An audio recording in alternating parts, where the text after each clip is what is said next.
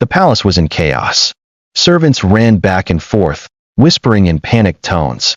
Guards stood frozen, unsure of what to do. The king, King Alade, sat on his golden throne, his face dark with anger. His son, his only son, Prince Adewale, had disappeared. A single note was left behind on the prince's bed. There has to be more to life than this.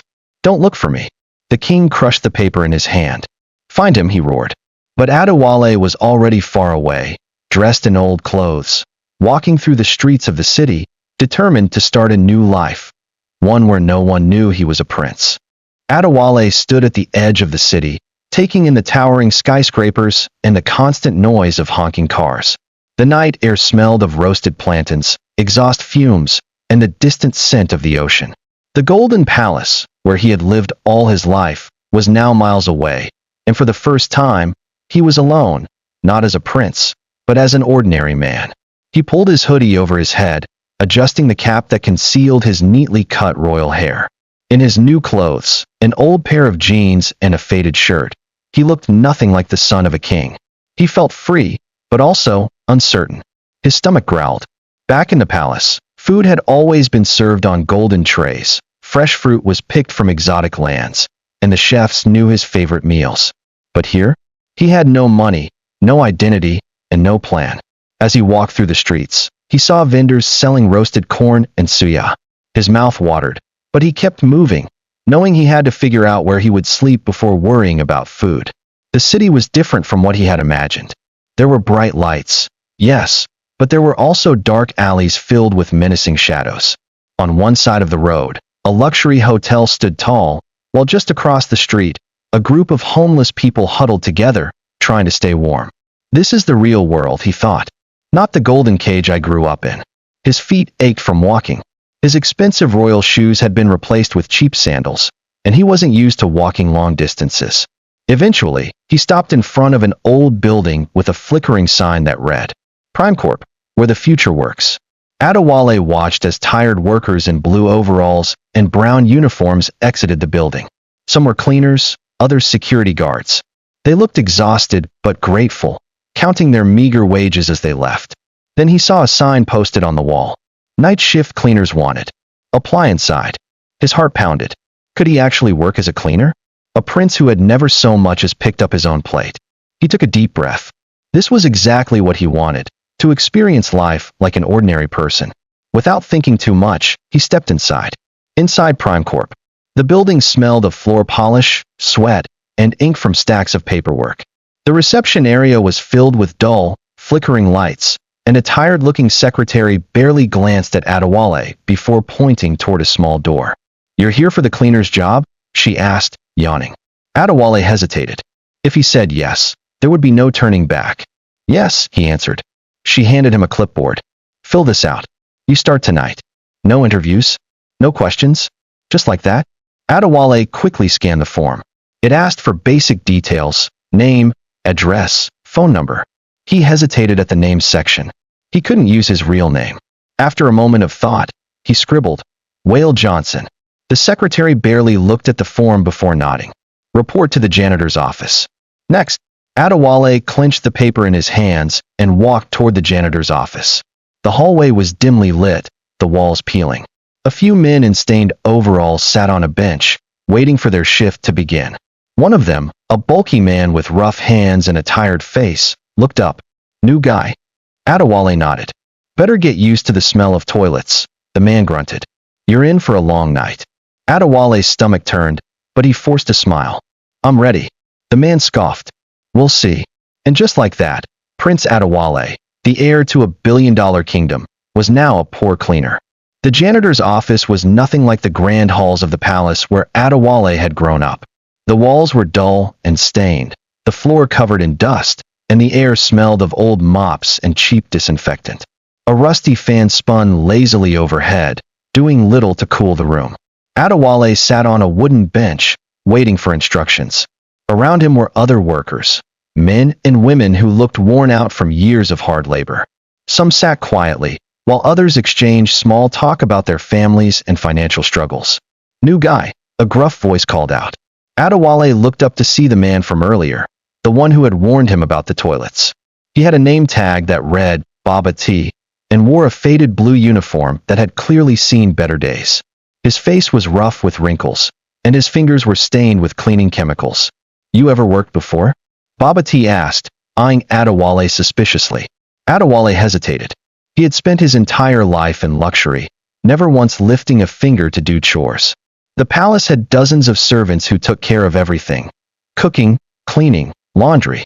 He had never even made his own bed. I've done some work here and there," he lied. Baba T smirked. "You don't look like a man who knows hard work. But don't worry, city life will teach you fast." Adewale nodded, unsure of what to say. "All right," Baba T continued. "The boss says we clean the entire 4th floor tonight. Offices, bathrooms, hallways. No slacking. You do a bad job, you don't get paid." "Understood." "Yes, sir," Adewale replied. Baba T chuckled. "Sir? Don't call me sir, boy. We're all suffering here. Just do your job, and don't get in my way." With that, Baba T handed him a mop, a bucket filled with dirty water, and a pair of worn-out gloves. "Let's go." The weight of hard work. The 4th floor of Prime Corp was eerily silent at night. The offices were dark, except for a few flickering lights. The sound of their footsteps echoed in the empty corridors. "Start with the bathrooms," Baba T ordered. "Mop the floors, scrub the toilets, and make sure the mirrors are spotless. Rich people don't like seeing dirt, even if they're full of it themselves." Adewale swallowed hard and entered the bathroom. The moment he stepped inside, the stench hit him. It was a mix of urine, sweat, and stale air. He had never in his life smelled anything so foul. "This is the life of a common man," he reminded himself. "If I am to understand them, I must live like them." He grabbed the mop and dipped it into the dirty water. As he pressed it against the floor, his arms burned from the effort. The work was harder than he had imagined. The palace floors had always gleamed, but he had never considered the effort it took to make them that way. He moved to the toilets, forcing himself to ignore the nausea building in his stomach. He scrubbed the porcelain, his hands trembling. His once soft, royal skin was now coming into contact with the harsh realities of life. Minutes turned into hours. His back ached, sweat dripped from his forehead, and his legs felt like they were on fire. But he kept going, refusing to stop. Baba T passed by and glanced at his work. He grunted approvingly. "Not bad for a first day. You ain't as useless as I thought." Adewale let out a breath he didn't realize he was holding. As the night dragged on, he cleaned office desks, emptied trash bins, and polished windows. Each task made him more aware of how difficult life was for the people who did this daily. No wonder they looked so tired, he thought. And yet, they keep going. They work, they survive, and they never complain. The reality of poverty.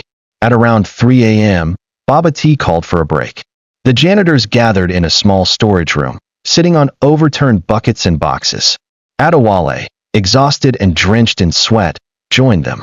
His hands were blistered from scrubbing, his back sore from bending, and his stomach empty from hours of labor. "You look like you're about to die," a woman teased. She was in her late 40s, her face lined with years of hardship, but her smile was warm. Adewale chuckled weakly. "I didn't know cleaning could be this hard." The workers laughed.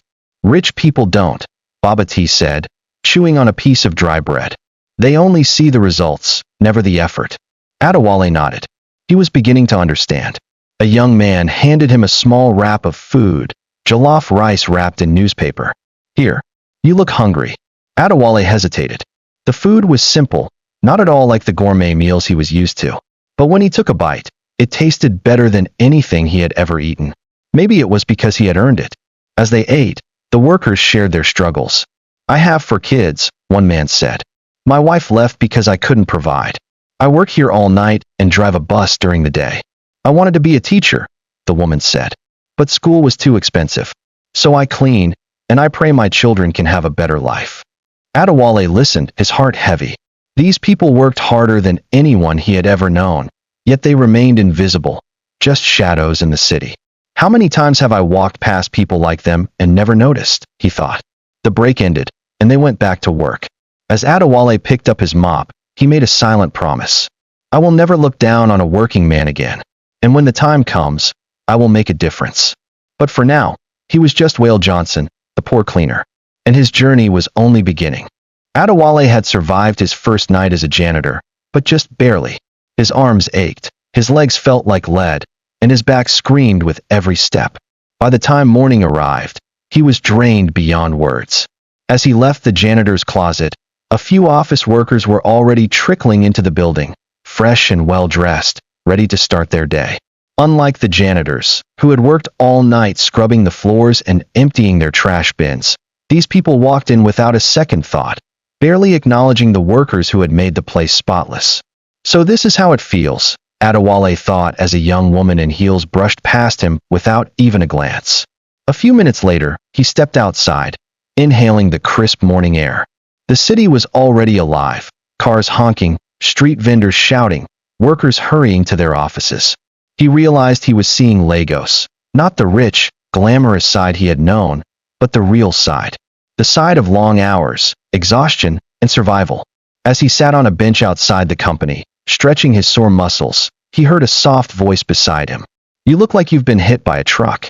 Adewale turned and saw a young woman standing next to him. She was dressed simply, a worn-out navy blue blouse and a long, faded skirt. Her skin was a warm brown, and her dark eyes carried a quiet strength. Her hair was pulled into a neat bun, and in her hands was a small plastic bag of food. He was too tired to pretend. "I feel worse than that." The woman chuckled. "First night?" "Yeah." She nodded knowingly. "The first week is the hardest. Your body will adjust, eventually." Adewale exhaled. "I hope so. Otherwise, I might not survive." She sat down beside him and opened her plastic bag. Inside was a loaf of ajij bread and a sachet of pure water. She tore off a piece and handed it to him. "You hungry?" Adewale hesitated. He had never eaten ajij bread before. The palace kitchen served only the finest imported pastries. But he was starving, and pride wouldn't fill his stomach. He took the bread and bit into it. It was soft, warm, and surprisingly satisfying. "Thank you," he said. She nodded. "I'm Amara, by the way." "Whale?"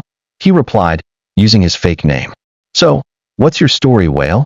she asked, glancing at him curiously. "You don't look like a regular janitor." Adewale tensed slightly. Was his disguise slipping already? He had been careful, wearing second-hand clothes and speaking like an ordinary man.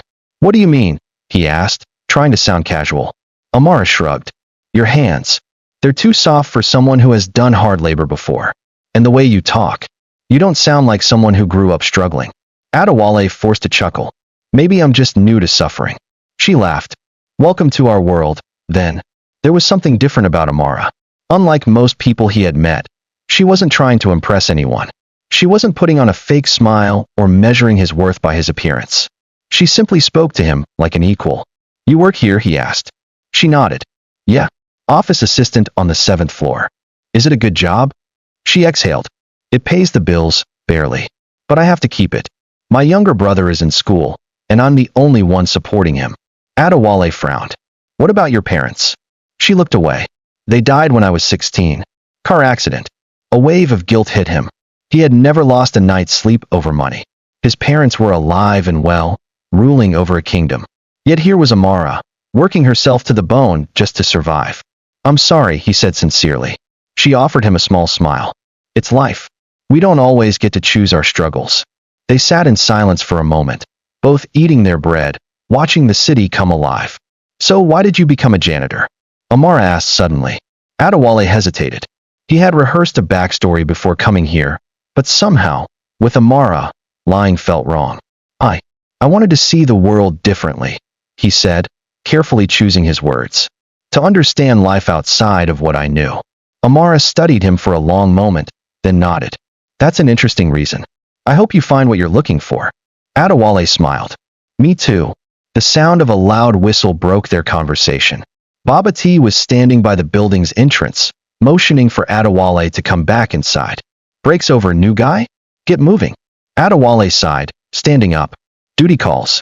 Amara chuckled. "Good luck, Whale. You'll need it." As he walked back into the building, something in his chest felt different. For the first time in a long time, he had spoken to someone without them knowing he was a prince. He had spoken to someone who wasn't blinded by his wealth or title. And for some reason, that felt more valuable than all the gold in the palace. Adewale returned to the building, his mind still lingering on his conversation with Amara. It had been a long time since he had spoken to someone who wasn't trying to impress him, and it left him feeling strangely human. But there was no time to dwell on that. The moment he stepped back inside, Baba T, the gruff janitorial supervisor, was waiting with a mop and a bucket. "Hope your little break was nice," Baba T grumbled. "Because now the real work begins." Adewale barely had time to react before Baba T thrust the mop into his hands. "Fifth floor," Baba T barked. "Conference room. Some big shots had a meeting last night, and they left a mess. Clean it up before the managers arrive." Adewale sighed. His entire body ached, but he knew complaining wasn't an option. He grabbed the mop and the bucket and made his way to the elevator. When he arrived on the 5th floor, he almost groaned out loud. The conference room was a disaster. Half-empty coffee cups littered the long mahogany table, food crumbs were scattered everywhere, and someone had even spilled what looked like soda on the expensive carpet. So this is what the rich do. Adewale thought bitterly. Make a mess and expect others to clean up after them. In the palace, servants cleaned up after him. Now, he was the one cleaning up after others. The irony wasn't lost on him. He started with the trash, gathering all the discarded cups, napkins, and food wrappers. Then he picked up the vacuum cleaner and ran it over the carpet. The soda stain was stubborn, and by the time he finally got it out, he was sweating profusely. Then came the worst part, mopping the floor. Adewale had never held a mop in his life. The palace floors were cleaned by a team of servants who worked in perfect coordination. He had never even thought about how much effort went into keeping them spotless. Now, as he pushed the mop across the floor, he realized how physically demanding it was. His arms burned, his lower back ached, and sweat dripped down his forehead. He gritted his teeth and kept going. After nearly an hour of scrubbing, wiping, and mopping, the room was finally clean. Adewale straightened up and admired his work. "I did this," he thought, a small sense of pride filling his chest. Just as he was about to leave, voices echoed down the hall. He quickly grabbed his bucket and tried to slip out unnoticed, but he wasn't fast enough. A group of executives entered the room, well-dressed men and women in expensive suits. They barely glanced at him as they took their seats, opening their laptops and chatting amongst themselves. "Ugh," one woman muttered, wrinkling her nose. "It still smells like cleaning chemicals in here." Adewale clenched his jaw but said nothing. Another man, an older gentleman with a deep voice, frowned as he looked around. "Where's my coffee? Didn't I leave it here last night?" Adewale realized he had thrown it away while cleaning. The man turned his gaze toward him. "You, cleaner, did you touch my coffee?" Adewale hesitated, then nodded. "Yes, sir. It was left overnight, so I assumed." "You assumed?" The man scoffed. "You don't get paid to assume. You get paid to clean." A few executives chuckled, and Adewale felt his face heat up in anger. If only they knew who they were talking to, he thought. But they didn't, and that was the whole point. So he swallowed his pride, nodded, and said, "I understand, sir. I'll be more careful next time." The man waved him off dismissively. "Just get out of here." Adewale picked up his bucket and left without another word. As he walked down the hallway, frustration burned in his chest. He had never been spoken to like that before. If he had been in his royal attire, these same people would have bowed and showered him with fake admiration. This is how the poor are treated every day, he realized. He thought about Amara, about how she worked in this building, probably dealing with the same condescending attitude from her bosses, about how people like her were overlooked, disrespected, and unappreciated simply because they weren't rich. For the first time in his life, Adewale truly understood what it meant to be powerless. And for the first time, he realized he didn't just want to experience the life of the poor, he wanted to change it. But first, he had to survive it. Adewale trudged back to the janitor's supply room, his mind still replaying the conversation with the executives. Their dismissal, their arrogance, it all weighed heavily on him. He had expected challenges when he left the palace, but he had never imagined the humiliation that came with being seen as nothing more than the cleaner. He had been raised to believe that wealth and power commanded respect. But here, in this corporate world where no one knew his true identity, he was invisible. Baba T glanced at him as he entered the supply room. "How was it?" Baba T asked, barely looking up as he sorted through cleaning supplies. Adewale hesitated. "Tiring," he admitted. "And frustrating." Baba T chuckled. "You're learning fast, boy. Welcome to the real world." Adewale didn't respond. Instead, he grabbed a rag and wiped the sweat off his forehead. "Go grab lunch," Baba T said. "You've earned it." Adewale nodded and left the room, heading toward the cafeteria. His stomach growled as he stepped inside, but just as he was about to join the queue for food, he noticed a familiar figure sitting alone at one of the far tables. Amara. She was hunched over her plate of rice, absently picking at her food, lost in thought. Something about the way she sat, her shoulders slightly slumped, her eyes distant, made Adewale pause. He walked over and cleared his throat. "Mind if I join you?" Amara looked up, startled. When she saw him, a flicker of surprise crossed her face, followed by something softer. "You again," she said with a small smile. "Sure, take a seat." Adewale pulled out the chair across from her and sat down. He glanced at her plate. Her portion was small, almost as if she was rationing her food. He made a mental note of that.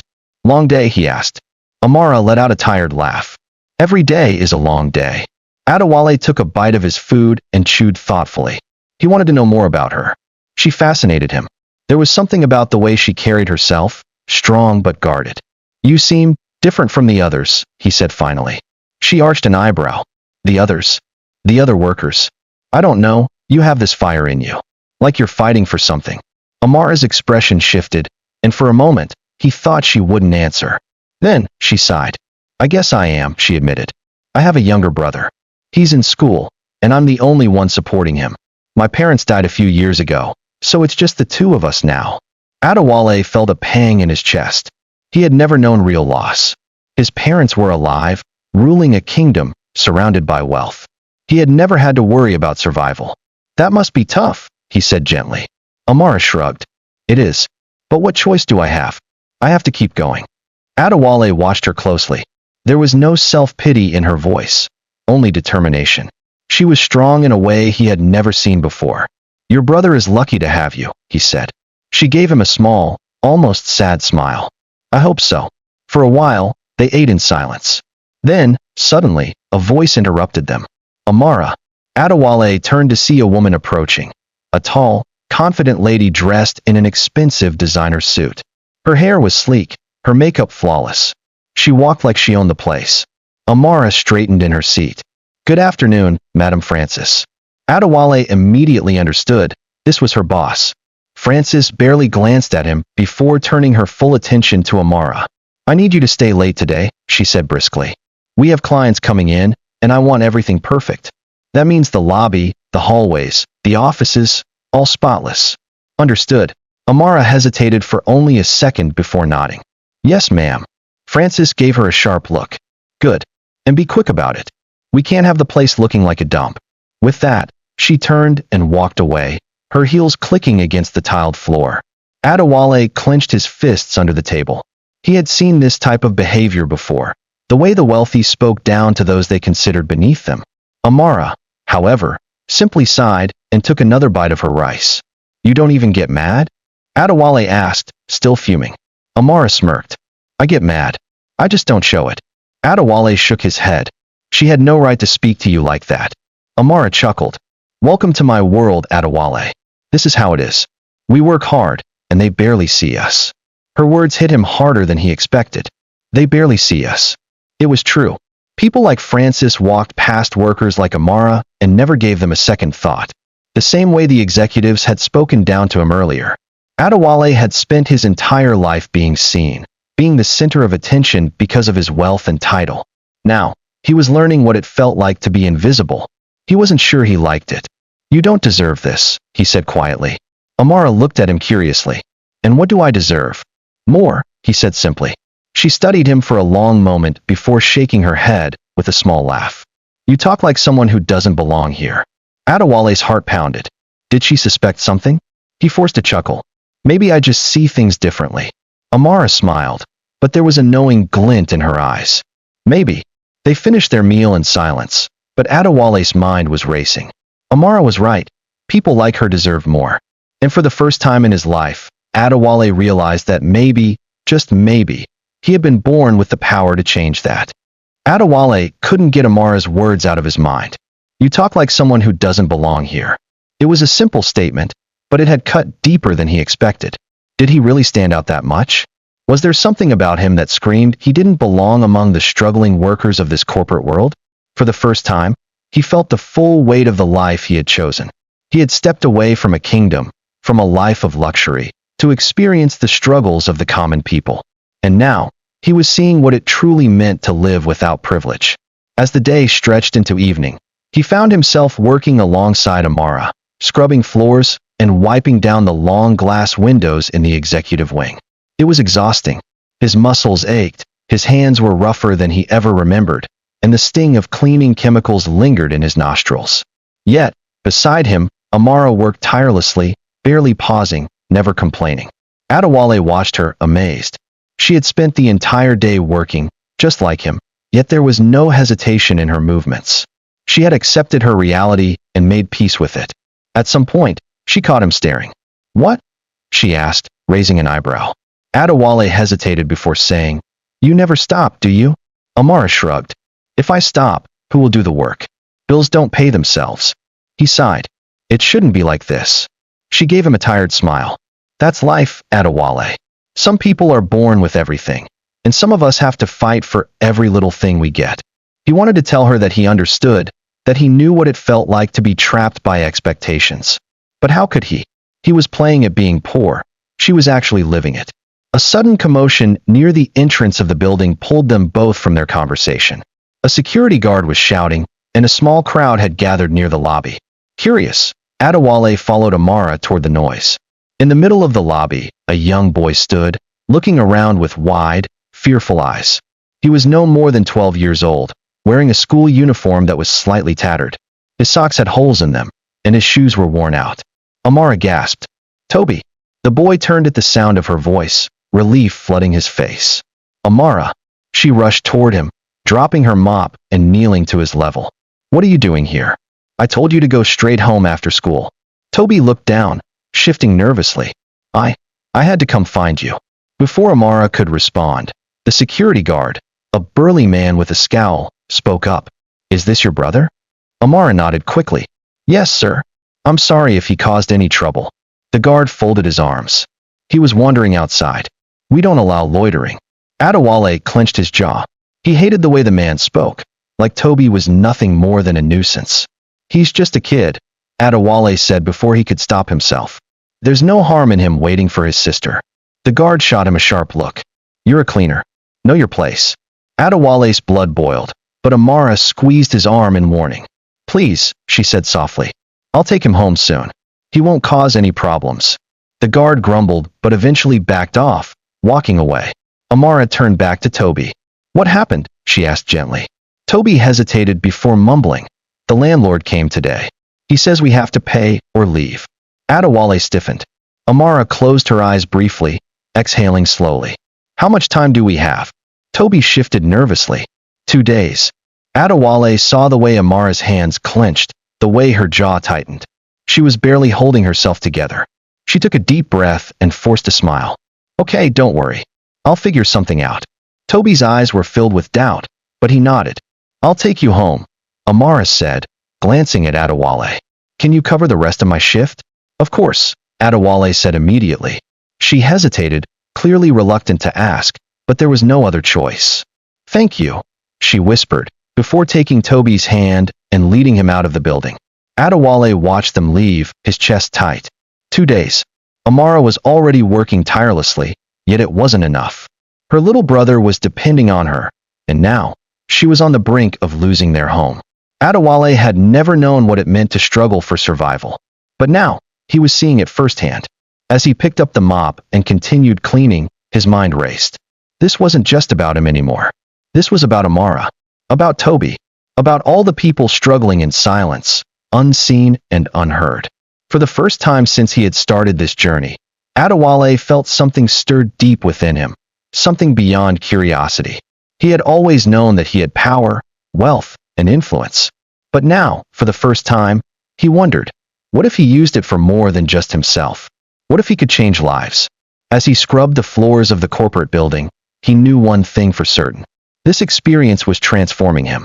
And soon, it would be time to decide what kind of man he truly wanted to be.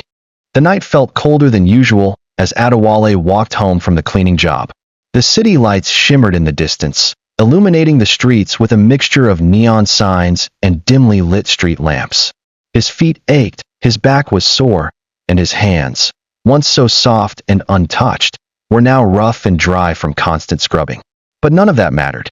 His mind was fixated on Amara and her brother, Toby. The image of the young boy standing nervously in the corporate lobby haunted him. The fear in his eyes, the quiet resignation in Amara's voice when she said, "I'll figure something out." It reminded him of how different their worlds were. Back in the palace, his father, King Alade, never worried about rent, never feared eviction, never had to choose between food and shelter. Yet here, in the real world, people fought battles every single day just to survive. Adewale exhaled heavily as he reached his small rented room in one of the poorer districts of the city.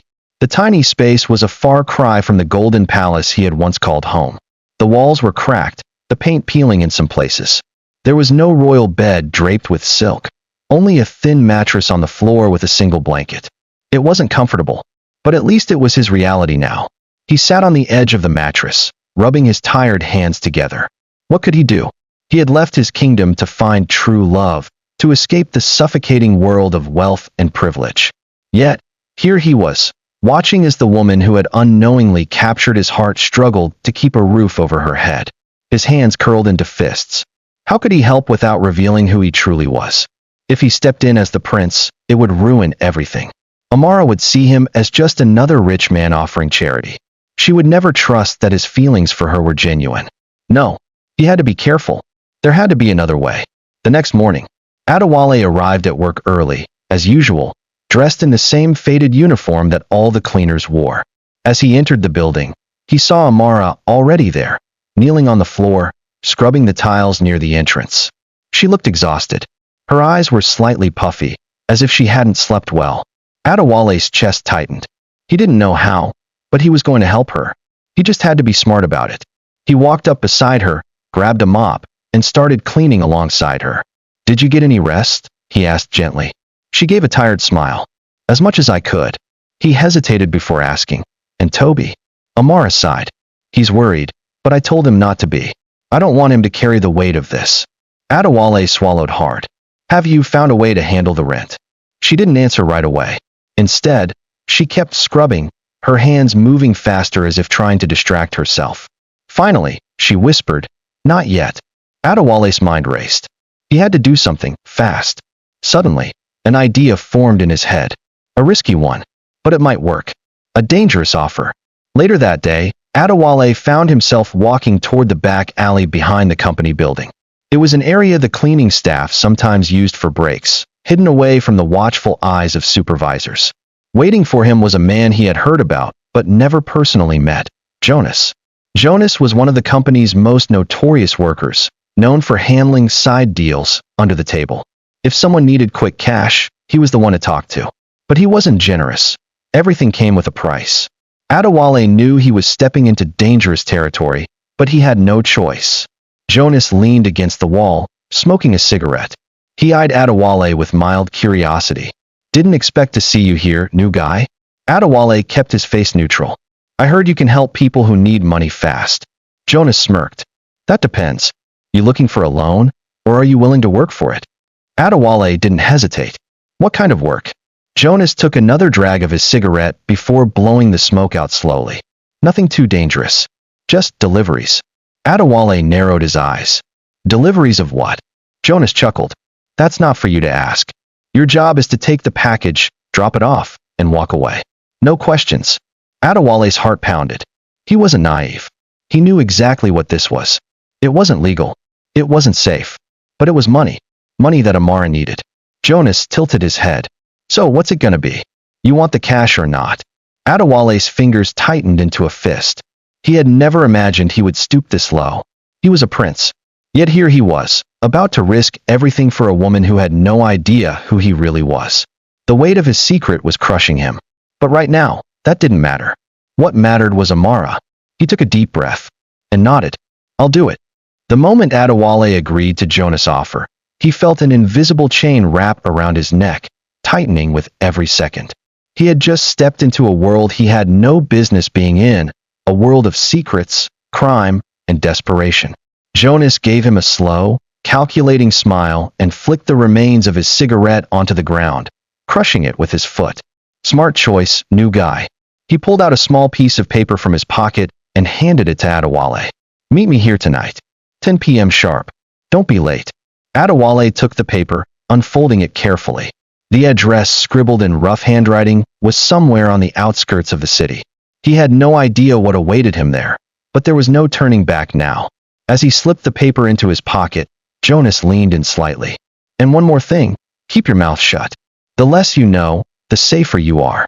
With that, Jonas walked away, leaving Adewale standing there, heart pounding. The weight of his decision. As Adewale went back inside the corporate building, he felt the weight of his decision press down on him. He had never been involved in anything illegal before. Back in the palace, laws had been nothing more than words on scrolls, things that only applied to the commoners. But out here, in the real world, the consequences were real. If he got caught, what would happen? Would the police believe he was just a desperate cleaner trying to make extra cash? Would his father, King Alade, find out? Would the tabloids drag his name through the mud, exposing his secret life? He swallowed hard, pushing the thoughts away. He was doing this for Amara. For Toby. They needed help, and he had no other way to provide it. But deep inside, a voice whispered, "Are you sure about this?" An unsettling encounter. Later that afternoon, Adewale was cleaning the executive floor when he spotted Amara walking briskly toward the finance department. Her usually calm expression was replaced by worry. His heart clenched. She was running out of time.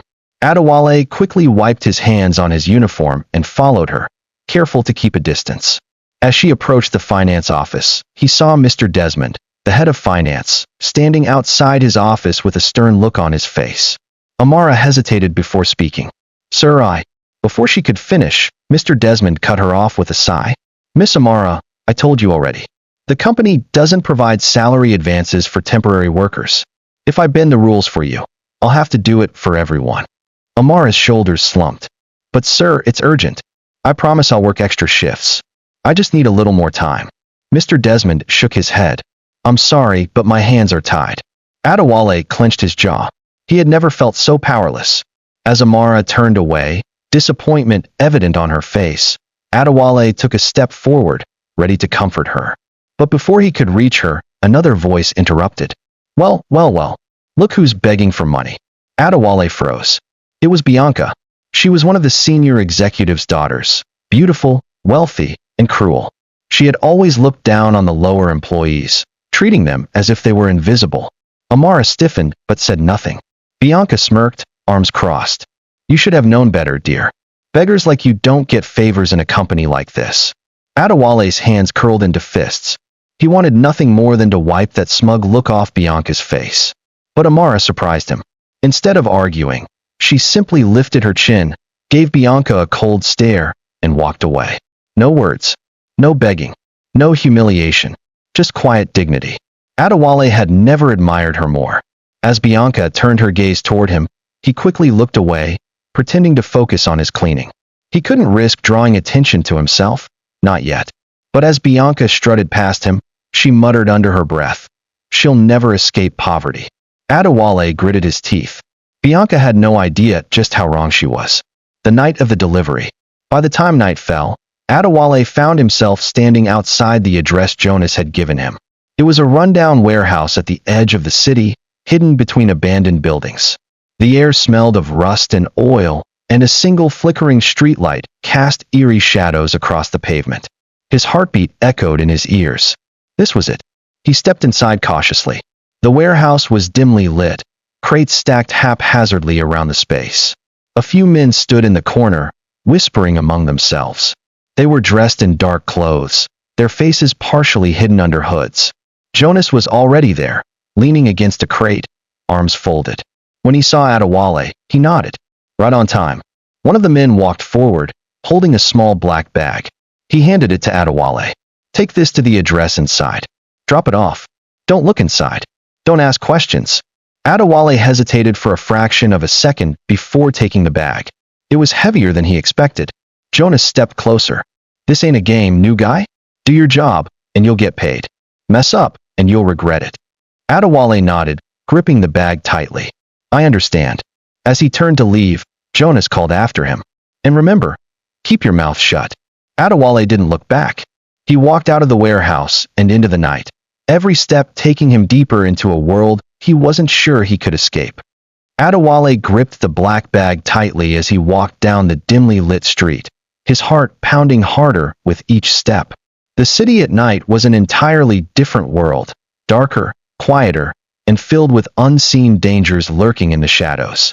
He had taken many risks before, but this was something else. As he neared the destination scribbled on the paper, he slowed his pace. It was a rundown apartment complex, the kind that had seen better days.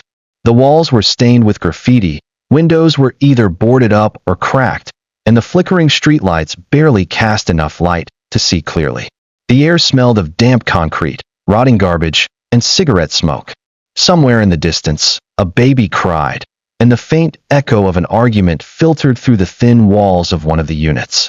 Adewale glanced down at the black bag in his hands. What was inside? Drugs? Weapons? Money?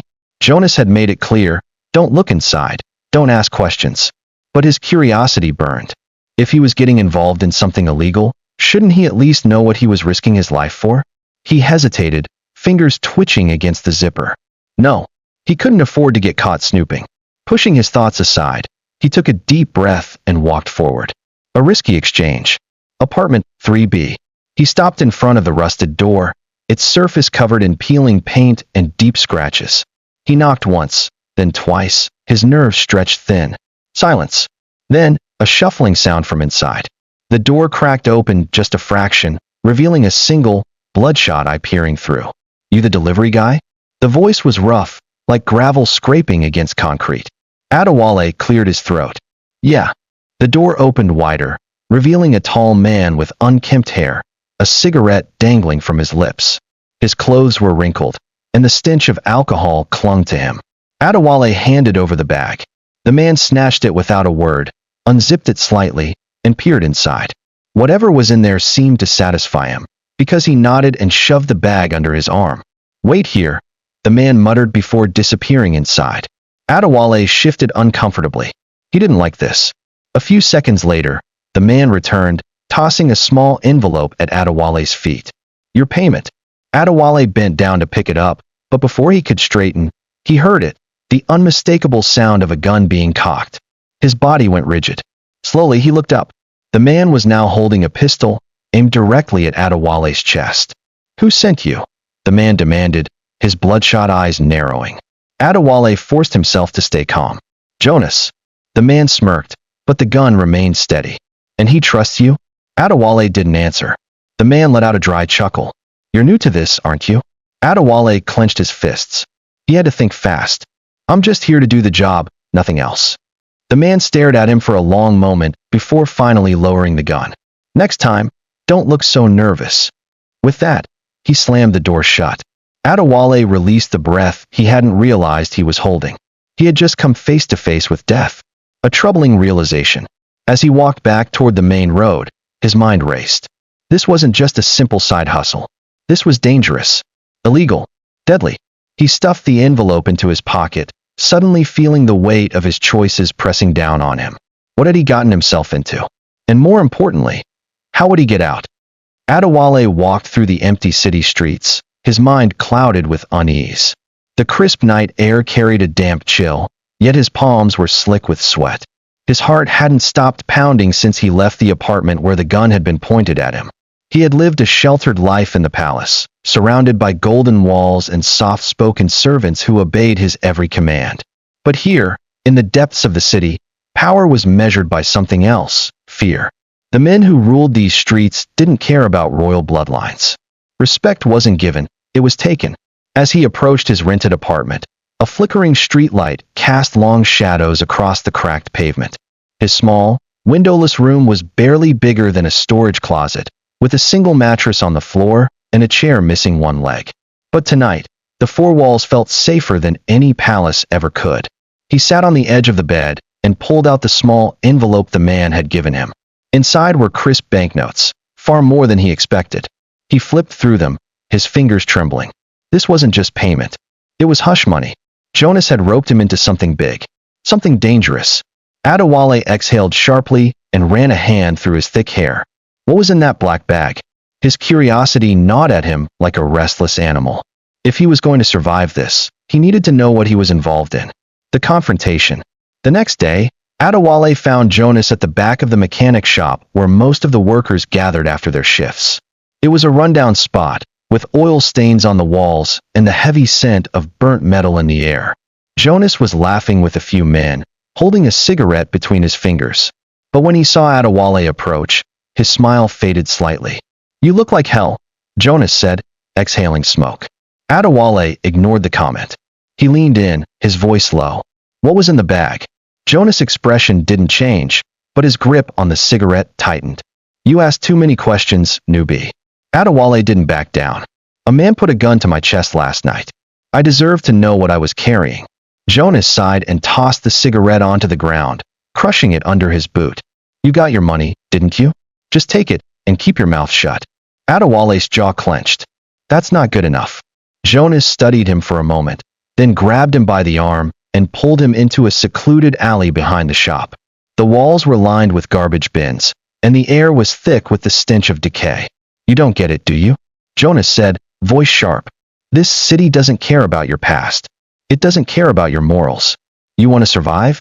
Then stop acting like a damn prince and start playing by the rules of the streets." Adewale stiffened. Did Jonas suspect his true identity? No, that was impossible. But the way Jonas looked at him made him uneasy. Jonas leaned in closer. "That bag you carried? It had a little bit of everything. Money, pills, and... well, let's just say some things are better left unknown." Adewale felt his stomach twist. He had unknowingly delivered drugs. Jonas clapped him on the shoulder. "Relax, you did good. That's why you got paid more. And if you're smart, you'll keep doing it." Adewale stepped back. "And if I don't?"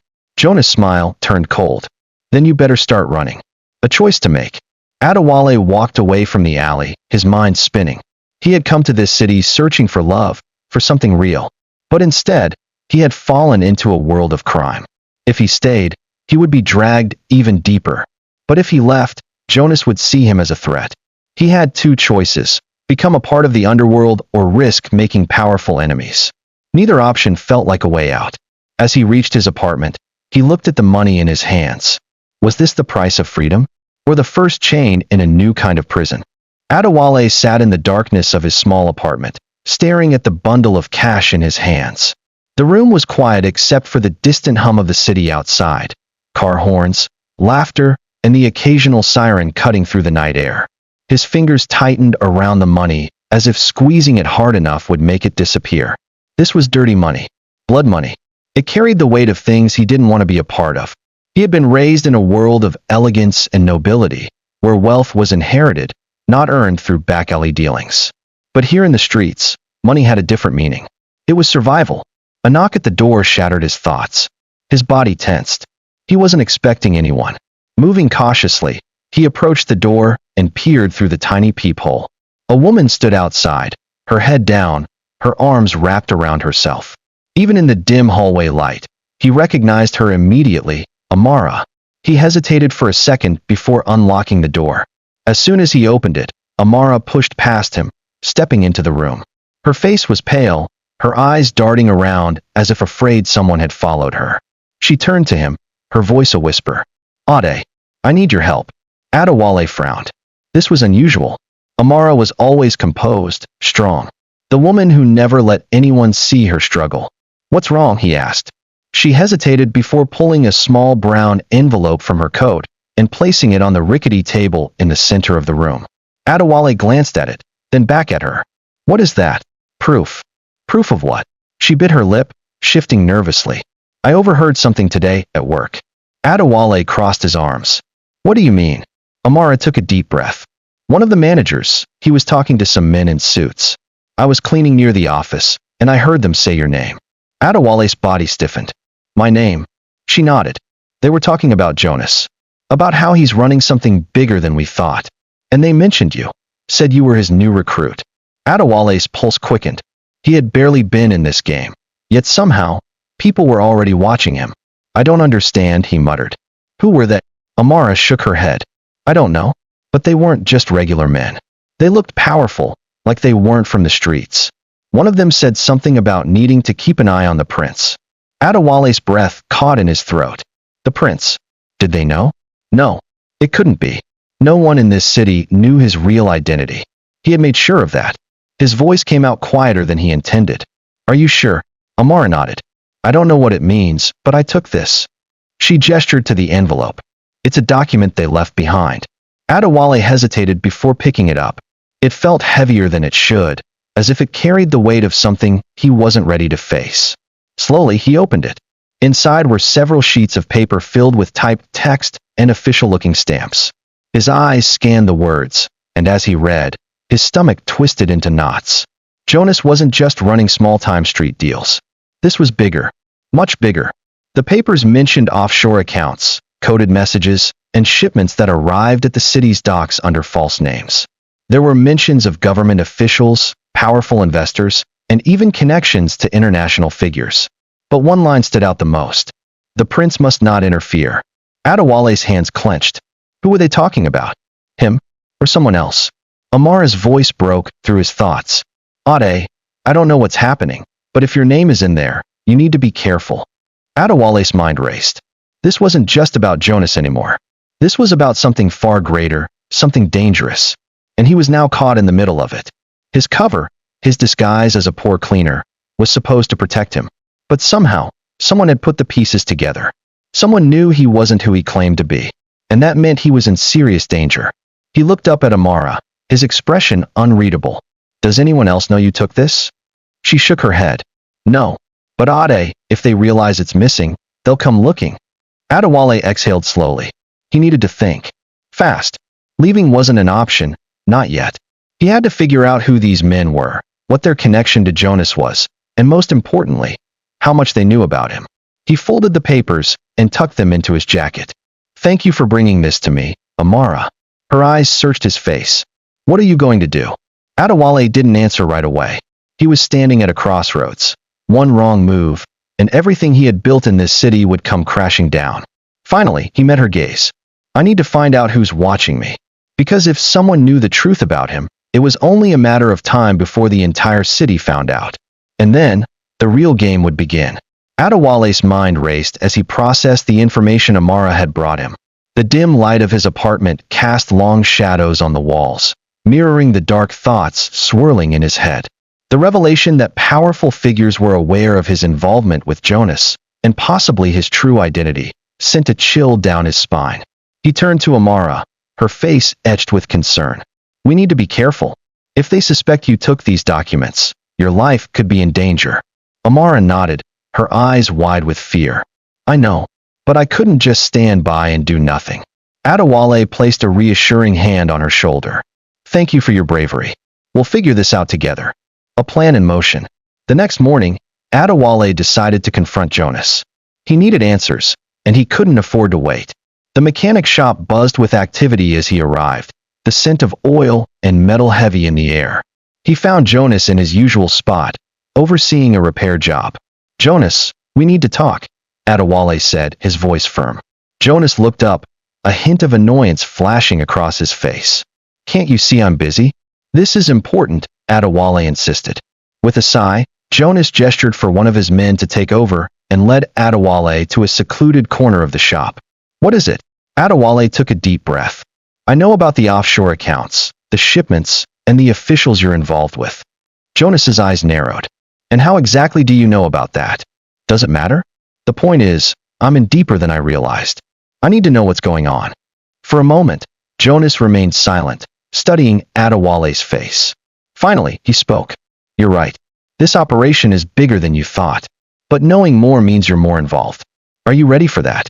Adewale met his gaze, determination burning in his eyes. I am. The inner circle. That evening, Jonas took Adewale to a clandestine meeting. They arrived at an upscale hotel, far removed from the gritty streets Adewale had grown accustomed to. The opulence of the lobby, with its marble floors and crystal chandeliers, contrasted sharply with the world he had been navigating. Jonas led him to a private suite guarded by stern-looking men in suits. Inside, a group of individuals sat around a large table, documents and laptops spread before them. The atmosphere was thick with tension and the scent of expensive cigars. "Everyone, this is Adewale," Jonas announced. "He's proven himself trustworthy." A man with graying hair and sharp eyes looked up, his gaze piercing. "So, you're the one Jonas has been vouching for?" Adewale nodded, feeling the weight of the man's scrutiny. "Yes, sir." The man leaned back in his chair, exhaling a plume of smoke. "Welcome to the inner circle. From now on, you'll be handling more sensitive tasks. We expect discretion and loyalty." Adewale swallowed hard, understanding the gravity of his new role. "I won't let you down." A test of loyalty. Days turned into weeks as Adewale became more entangled in the organization's operations. He managed financial transactions, coordinated shipments, and even liaised with corrupt officials. The work was demanding, and the moral compromises weighed heavily on him. One evening, Jonas approached him with a new assignment. "We have a problem," he said, handing Adewale a dossier. "A journalist has been digging into our affairs. We need you to handle it." Adewale's heart sank as he opened the file, revealing photos and information about the journalist. "What do you mean by handle it?" "Scare him off. Make sure he understands the consequences of prying into our business." Adewale nodded, though unease churned in his stomach. This was a line he wasn't sure he was ready to cross. A dangerous encounter. Under the cover of night, Adewale tracked the journalist to a dimly lit bar on the outskirts of the city. The air was thick with smoke and the murmur of conversations. He spotted his target at the bar, nursing a drink. Taking a deep breath, Adewale approached and slid onto the stool beside him. "You're digging into things that don't concern you," he said quietly. The journalist turned, surprise flickering across his face before being replaced by defiance. "And who are you supposed to be? The muscle sent to shut me up?" "Consider this a friendly warning," Adewale replied, his voice steady. "Drop the story, or there will be consequences." The journalist smirked, taking a sip of his drink. "You think you can intimidate me? I've faced worse than you." Adewale leaned in closer, his expression hardening. "Maybe, but is the story worth your life?" For a moment, the journalist's bravado wavered. He glanced around the bar, as if realizing the precariousness of his situation. "Fine," he muttered. "I'll back off." "Smart choice," Adewale said, standing up. "Remember, some secrets are better left buried." As he walked away, a sense of relief washed over him. He had completed the task without resorting to violence, but the encounter left a bitter taste in his mouth. The unraveling. Despite his efforts to maintain control, the pressure of his double life began to take its toll. Adewale's nights were plagued by restless sleep, his dreams haunted by the faces of those he had deceived and endangered. Amara noticed the change in him. One evening, as they sat in his apartment, she placed a hand on his arm. "Ade, you're not yourself. This path you're on, it's destroying you." He looked at her, pain etched in his features. "I don't know how to get out, Amara. I'm in too deep." "There's always a way out," she insisted. "We can leave this city, start fresh somewhere else." Adewale shook his head. "They would find us. And I can't put you in that kind of danger." Tears welled in Amara's eyes. "I can't stand by and watch you lose yourself. Please, let's find a way." Her plea resonated with him, but the chains of his choices bound him tightly. He was trapped in a web of his own making, and escape seemed impossible. A glimmer of hope. As the days passed, Adewale began to gather evidence of the organization's illicit activities. He meticulously documented transactions, recorded conversations, and compiled a dossier that could bring the entire operation down. One night, he confided in Amara. "I've been collecting information. If I can get this to the right people, maybe we can take them down and secure our freedom." Amara's eyes widened with hope. "But how? Who can we trust?" Adewale sighed. "That's the hard part. We need someone with the power to act, but who isn't on their payroll."